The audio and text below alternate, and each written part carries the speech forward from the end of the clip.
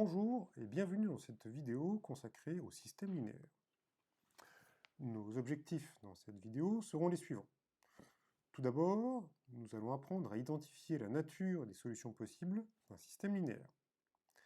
Ensuite, nous apprendrons à exprimer les solutions d'un système en séparant variables libres et variables dépendantes. Commençons par la définition. Une solution d'un système linéaire est un ensemble de valeurs pour les inconnus tels que le système est vérifié. Par exemple, le couple 1,1 est solution du système suivant, 2x plus 3y égale à 5, x moins y égale 0. En effet, si on remplace x par 1 et y par 1, eh bien, les deux égalités sont bien vérifiées. Nous avons, pour les solutions d'un système linéaire, trois possibilités. Soit il n'y a aucune solution, soit il y a exactement une solution, soit il y a une infinité de solutions. Donnons quelques exemples. Le système x plus y égale à 1 et x plus y égale à 2 n'a pas de solution. En effet, il est impossible que x plus y soit en même temps égal à 1 et à 2.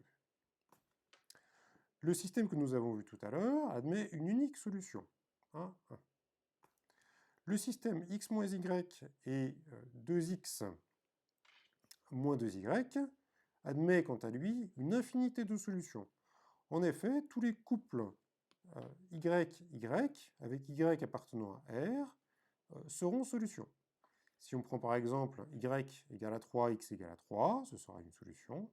Mais si on prend x égale à 5, y égale à 5, ce sera aussi une solution. X égale à 10, y égale à 10 sera encore une solution, etc., etc. Du moment que x et y sont égaux, alors nous avons une solution de ce système linéaire, et donc il y en a une infinité.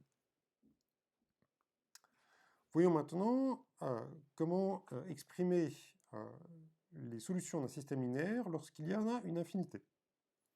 Si un système linéaire admet une infinité, on va pouvoir exprimer les solutions de ce système en laissant certaines variables libres et en exprimant les autres en fonction de ces variables libres. Nous allons donc distinguer deux types de variables, les variables libres, qu'on appelle aussi parfois paramètres ou variables indépendantes, et les autres variables qui seront des variables dépendantes, puisqu'elles vont dépendre des variables libres ou des paramètres. Reprenons l'exemple de tout à l'heure. Nous avions le système x moins y égale à 0, 2x moins 2y égale 0. En réalité, on observe que la seconde équation est la multiple de la première, et on obtient la seconde équation en multipliant la première par 2.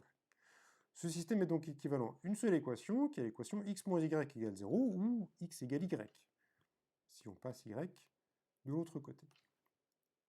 On peut donc choisir y comme paramètre ou variable libre.